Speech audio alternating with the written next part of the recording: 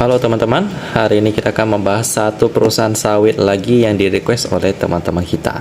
Nama perusahaannya adalah Triputra Agro Persada Tbk. Ya, mendengar nama Triputra, kita pasti tidak lupa dengan yang namanya Bapak TP Rahmat yang mendirikan perusahaan Triputra. Dan sekaligus dia merupakan keponakan daripada Pak William Suryajaya yang merupakan pendiri daripada Astra International.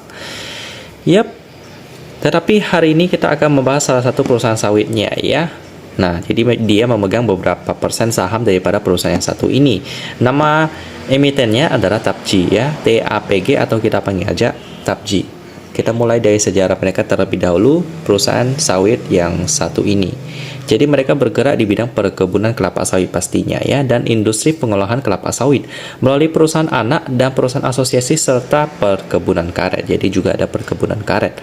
Bersama perusahaan anak dan perusahaan asosiasi telah beroperasi 24 lokasi perkebunan kelapa sawit dan satu perkebunan karet. Memiliki 18 pabrik kelapa sawit dan satu pabrik untuk yang karet ya, rib smoke sheet.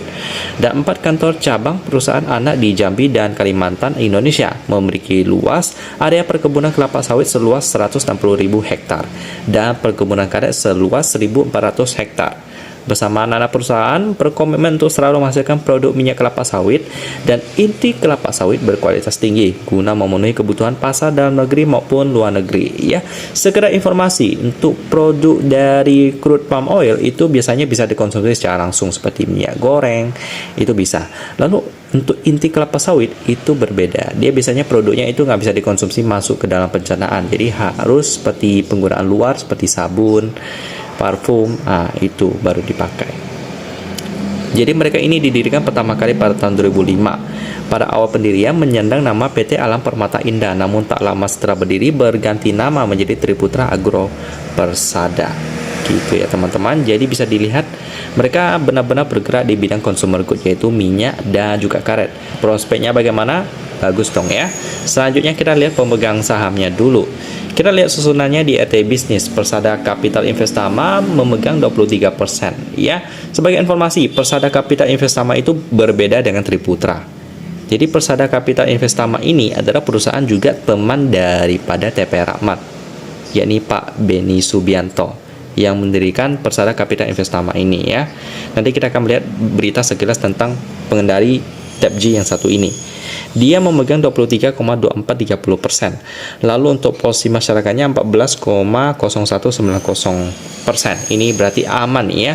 Ada beberapa berita yang menarik tentang Persada Capital Investama ini. Kita lihat dulu. Dia Laja Batubara RI Beni Subianto pensiun dengan batubara.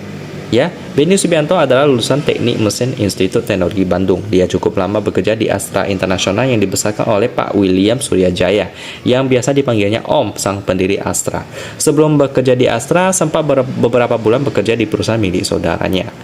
Jadi ini Pak Beni ini merupakan generasi pertama anak-anak lulusan Institut Teknologi Bandung. Bahkan nomor urut pengawalnya aja 44. Nah, gitu ya. Jadi Pak Theodor Permadi Rahmat atau TP Rahmat, keponakan Pak William Suryajaya, yang mengajak Pak Beni ini masuk ke dalam Astra ya, dan ada beberapa sejarah yang bisa kita lihat di sini. Nah, lalu setelah itu Pak Beni Subianto baru pensiun dari Astra di 2002. Kemudian mendirikan perusahaan investasi ya bernama PT Persada Capital Investama. Langkah besar Beni Subianto terjadi di tahun 2005. Disebut Gusli, Gustiandi, dan Perniku Mulia dalam TP Rahmat on Excellence, termasuk 5 investor yang ikut mengambil alih sebuah perusahaan tambang Adaro Energi dari pemilik lamanya. Selain Beni, investor lain adalah Garibadi Thohir, Edwin Suryajaya, Sandiaga Uno, dan Teddy Rahmat. Tidak asing lagi ya, kebanyakan investor dalam Adaro Energi ini ya.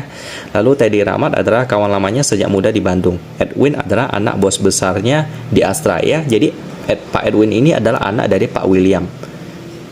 Nah gitu ya. Lalu Garibadi alias Boy Thohir adalah anak dari kolega kerjanya waktu masih di Astra International. Belakangan tentu saja dia mengenal Sandiaga Uno yang paling muda dalam kelompok itu ya. Pak Beni Subianto kemudian dijadikan komisaris PT Adaro Energi Tbk. sambil terus menjadi presiden direktur di PT Persada Capital Investama.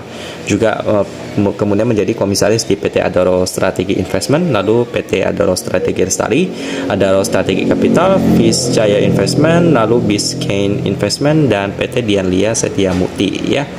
Belakangan para investor tidak ada rugi karena Adaro Energi adalah perusahaan batubara yang cukup berkembang di Indonesia ya. Bahkan Adaro ini ada masuk dalam watchlist saya.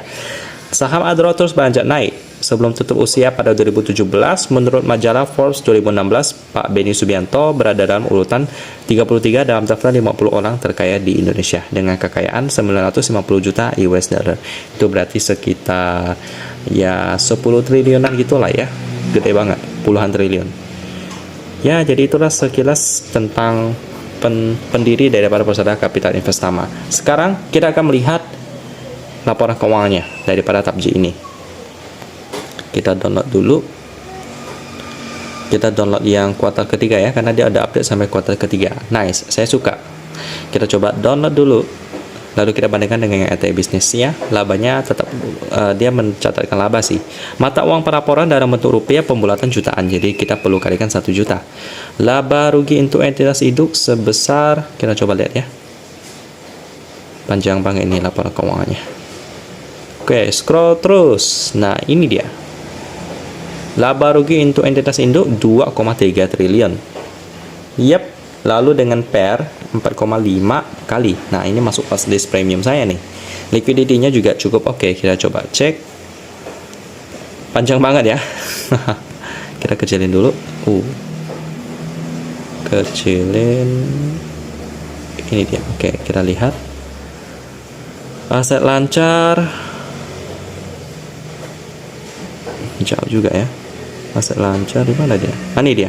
3,3 triliun. Lalu liabilitas jangka pendek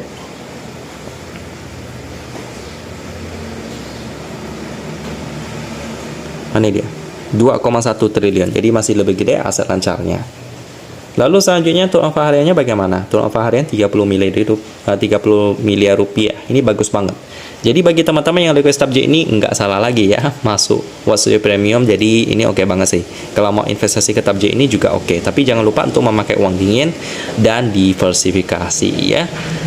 Nggak ada referensi yang cukup kuat sih untuk mengarahkan TAPJ ini, paling ANJT ya.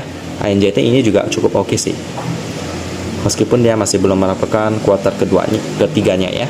Tapi TAPJ ini oke banget sih. Jadi silakan teman-teman memutuskan mau masuk berapa. Yang penting diversifikasi dan memakai uang dingin. Jadi gitu aja pembahasan tentang perusahaan sawit yang satu ini, yang memiliki hubungan yang cukup dekat dengan banyak perusahaan-perusahaan kuat lainnya seperti Astra, Saratoga, dan juga Triputra juga. Dan kita ketemu lagi di video selanjutnya.